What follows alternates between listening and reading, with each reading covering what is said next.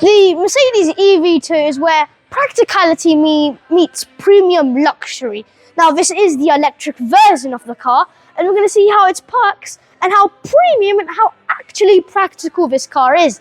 Now, we're going to start off with the exterior design of this car. Now, classic Vito vibes, it's just nothing really.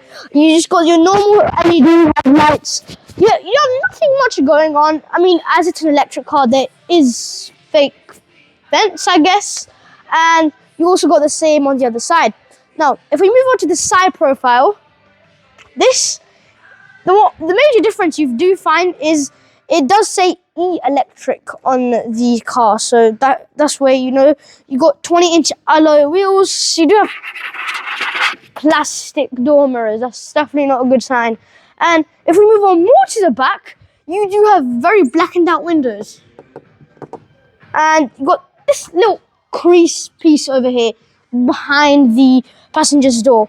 Now, if we move on to the back of the car, now this is one tool van. Yes, you do have your classic V-lights. It does say eVito Tourer, so just to let you know, this is the Tourer edition of the car. Actually, I'd rather say van because it's not a car at all.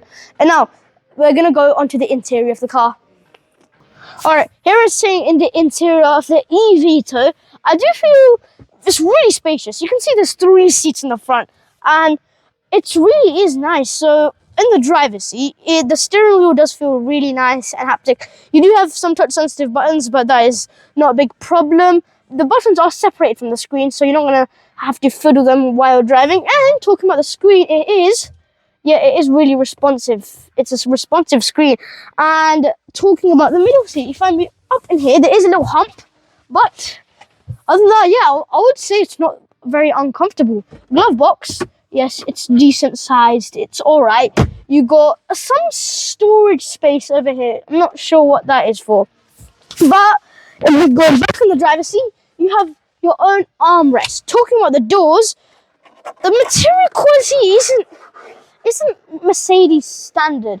It's really scratchy all around. Even the armrest area is scratchy. And you can't really fit any bottles, anything. You can only probably fit your keys in the door bin area. I mean, I guess it is not really premium. It is made for families. The sun visors are big though. That's what I must say. They are big and they are very good. Sunglasses holder. Classic van style. It feels nice in here. Now we're going to move on to the back seats. Alright, the sliding door feature is really nice. It's not electrical, but still, it's really handy. So we're going to pull and close this. Alright, now legroom in this car is good. Headroom also really exceptionally good.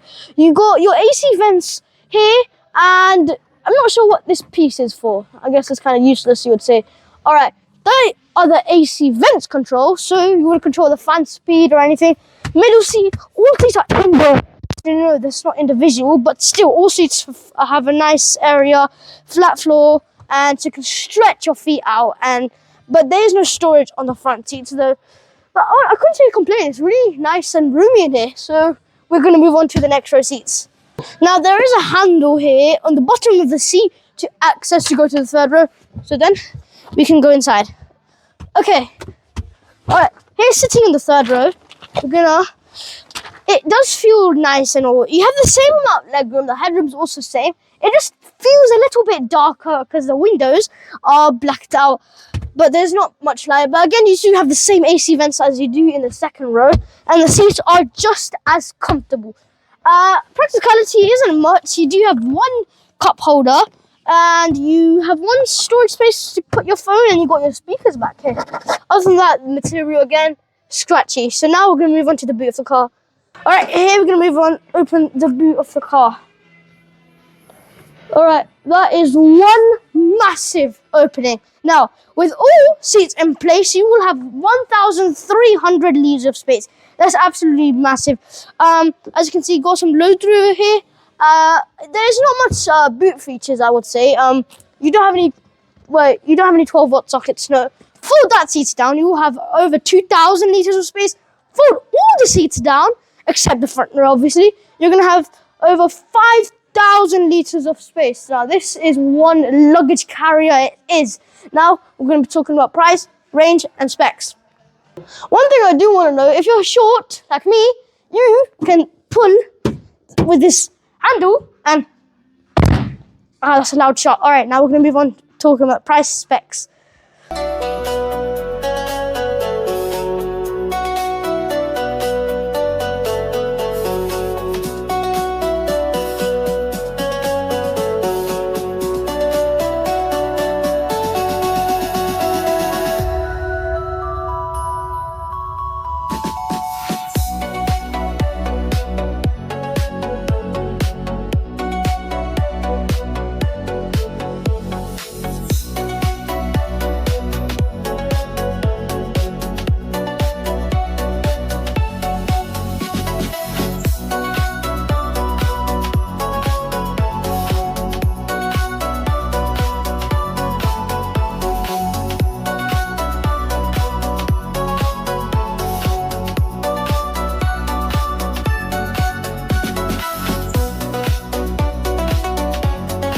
Now, prices of this car do start from £64,000, rising up all the way to £70,000 if you want the top trim.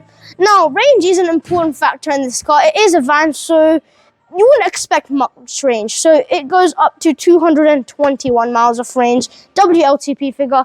I mean, if you're driving in the city, if you're not driving too much, I guess I would say it's all right, because considering the space in this car, it's really, really nice. My final verdict on this car, it's absolutely amazing. It does what it says. It's really a practical car, holding a lot of people with a lot of luggage space.